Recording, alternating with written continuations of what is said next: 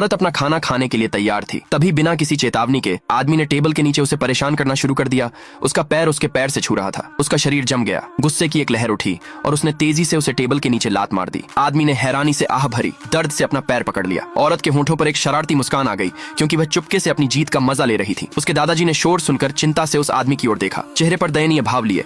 आदमी ने बताया कि वह घर के बने खाने से इतना भावुक हो गया था जो उसने इतने लंबे समय से नहीं खाया था। दादाजी को उस पर दया आ गई और उन्होंने तुरंत उसे और खाना परोसना शुरू कर दिया। तभी उस कमीने ने जानबूझकर अपनी चॉपस्टिक गिरा दी और उन्हें उठाने के लिए नीचे झुका। लेकिन जैसे ही वह नीचे झुका, आदमी ने तेजी से उसके चेहरे पर लात मार दी। 1 घंटा पहले वह कमीना आदमी औरत के कमरे में फूलों के साथ आया था और माफी मांग रहा था। जब औरत ने साफ तौर पर नाराजगी से दरवाजा खोला तो वह अंदर घुस गया और शक की नजर से कमरे को स्कैन करने लगा। क्या तुम मुझ पर आरोप लगा रहे हो? उसने बेपरवाही से पूछा। वह कमीना आदमी जल्दी से पीछे हट गया, बहुत ज्यादा माफी मांगने लगा और कहा कि यह सब एक गलतफहमी थी। व्यंग्यात्मक मुस्कान के साथ औरत ने जवाब दिया, तुम धोखा देते हुए पकड़े गए और अब तुम मुझ पर आरोप लगाना चाहते हो। उसने तुरंत माफी के तौर पर उसे एक खानदानी कंगन दिया और कहा कि यह घर की मालकिन के लिए है। औरत को याद आया कि कैसे उस चालाक लड़की ने पहले भी वही कंगन उसके सामने दिखाया था।